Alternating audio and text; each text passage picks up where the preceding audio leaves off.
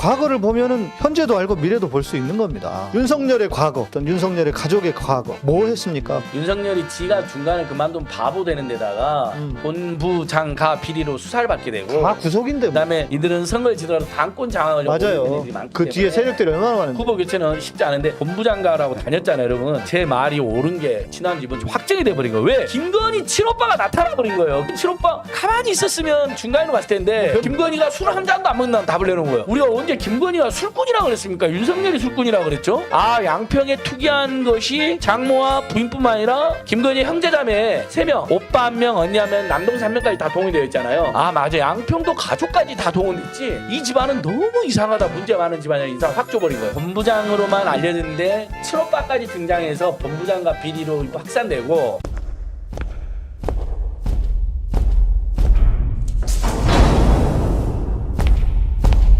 내 이름!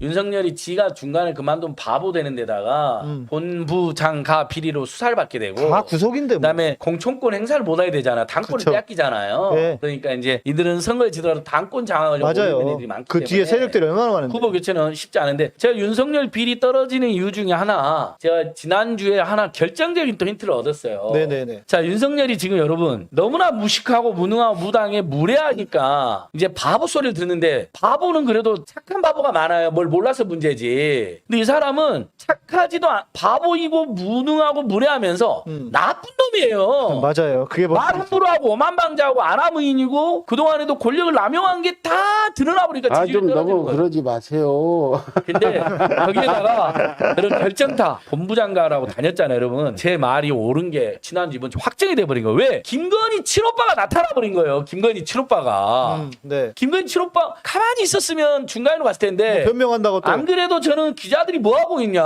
ESIND 양평 투기의 핵심 은순. 그 회사의 지분을 김건희 형제자매가 다 가지고 있으니까 어떻게 된 일인지 한번 네, 추적을 네, 해라고 네. 했는데 아무도 추적을 안 했잖아요. YTN 누이즈에서 추적을 해버린 거예요. 인터뷰를 따버린 거예요. 근데 이 김건희 오빠를 보니까요. 우리 변상욱 대기자님. 윤석열, 김건희, 최은수랑 똑같은 거예요. ESIND가 양평 공직이 투기 특혜 하나도 관여가 안 됐다는 거예요. 새빨간 거짓말 해버리는 거예요. 국민들이 네, 열받게. 네. 두 번째, 동생의 허위 날조 경력이 하나도 문제가 없다. 전부 사실이고 그걸 문제 제기하는 사람들은 옛날 타블로이드 진실 요구한다는 타진요 그 정말 오바에서 문제 제기했던 사람도 우리 국민들의 분노를 네. 폄훼해버린 거예요. 거기에 우리가 언제 김건희가 술꾼이라고 그랬습니까? 윤석열이 술꾼이라고 그랬죠? 근데 김건희가 술 한 잔도 안 먹는다는 답을 내놓은 거예요. 뭐 여기 뭔 소리야? 김건희가 술 잘 먹는지 안 먹는지 우리는 관심 없어요. 그렇죠. 김건희가 술을 안 먹었는지는 우리 모르겠고 그런 주장한 적도 없고 왜 하필이면 양재택이나 조남웅이나 윤석열 등 자리에 특히 조남웅이가 로비하고 향응 제공하고 스포라는 자리에 끼어들어서 양재택이나 조남웅이나 윤석열 같은 사람들하고 친분을 쌓아서 엄마와 자기의 비리와 특혜를 비호받았느냐 그 과정을 문제 삼은 거잖아요. 술을 먹었냐 안 먹었냐가 아니라 맞아요. 그랬더니 그 일면 조남웅이나 양재택과 윤석열과 그런 관계가 아니었다가 그런 해명이 아니라 술을 못 먹어요. 그 뭐야? 무슨 동문서답을 하는 거예요. 네. 그러면서 여러분 여기 이게 굉장히 좋은 효과가 있는 게요. 그동안 윤석열 본인, 김건희 부인, 최은순 장모만 이렇게 이상하다라고 알려졌는데 국민 사이에 친오빠가 등장하는 바람에 아 양평에 투기한 것이 장모와 부인뿐만 아니라 김건희 형제자매 3명 거기 보면 오빠 1명, 언니 1명, 남동생 1명까지 다 동의되어 있잖아요. 네. 아 맞아 양평도 가족까지 다 동원됐지.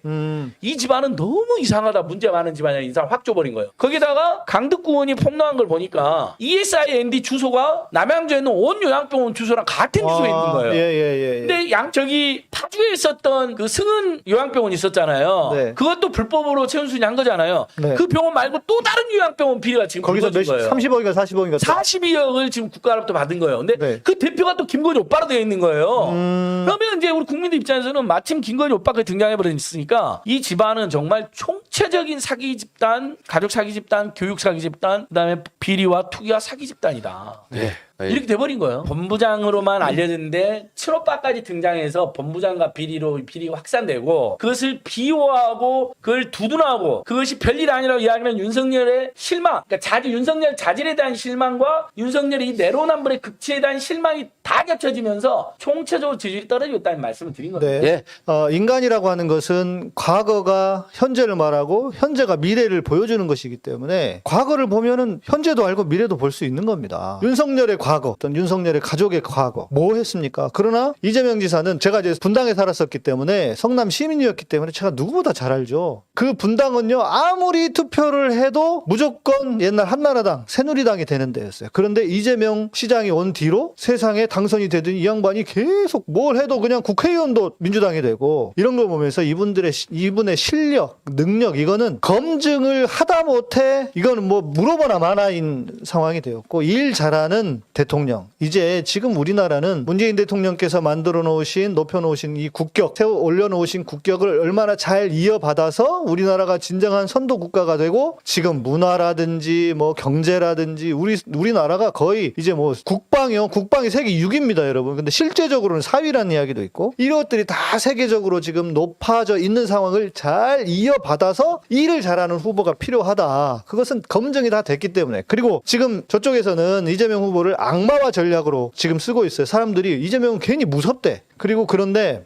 아는 사람들은요, 만나보거나 아는 사람들은요, 이재명 지사 인간 자체의 훌륭함에 대해서 극찬하는 사람들이 정말 너무 많습니다. 저도 짧게 이렇게 몇 번씩 뵀는데 너무 소탈하고 사람 자체가 격이 없고 그리고 정치인들이 그런 거 있잖아요. 괜히 위에 없을 때는 그 카메라 있을 때는 뭐 온갖 뭐 낮은 척 겸손한 척 다 하지만 카메라가 없으면 이게 사람의 본질이 나요. 우리 김무성 그거 저기 아시잖아요. 노룩 패스 이거 아시잖아요. 가방이 던진 거.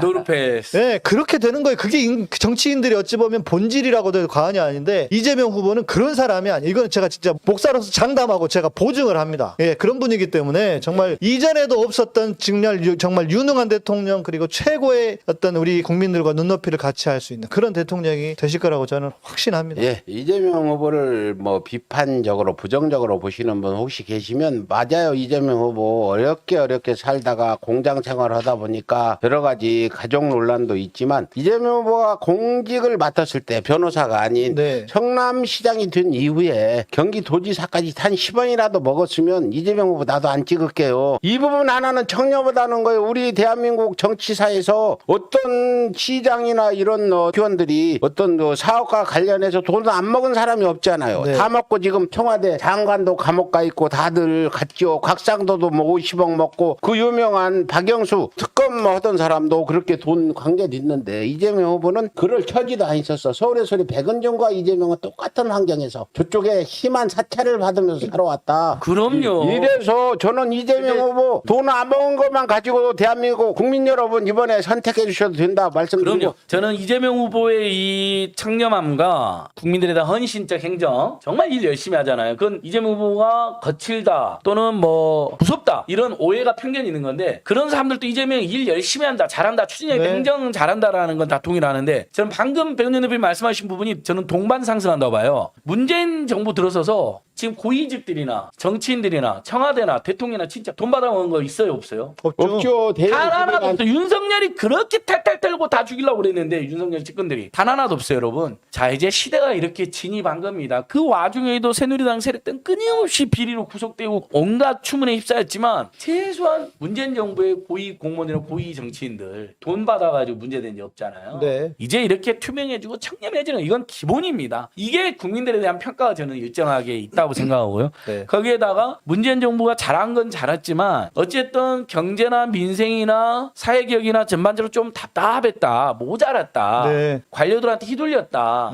대통령님도 사람은 좋은데 서민들의 고통에 대해서 좀 상대적으로 좀 무심한 건 아니냐. 이런 느낌도 일부 줬어요. 아쉬움이 좀 있죠. 예, 부동산 민심, 코로나 민심, 청년 민심, 서민 민심 좀 섭섭하고 문제의식 있고. 근데 보니까 이재명은 문재인 정부의 권력의 핵심에 들어간 적이 없고 네. 성남시장 경기도지사로 하면서 오히려 이 정부하고는 약간 다른 결로 민생 문제 해결에 최선을 다해온 것이에요. 근데 이번에 공약 내세우고 지금 다니는 것도 보니까 선거 전에라도 하자 하면서 소확행 공약 내놓고 부동산 뭐 완전히 투기 때려잡으면서도 다만 그러면서도 일가구 주택자들의 부담은 덜어주기 위해서 또 노력한단 말이에요. 유연하게 또 뭔가 자기가 주장했던 걸 조금 거두기도 하고 속도 조절도 하고 맞습니다. 중도층이라든지 무당파층 중에 상당수가 아 저런 능력에 저런 유연함이고 또 저런 그동안 실력을 보여준 사람이면 우리나라를 맡겨도 되겠다.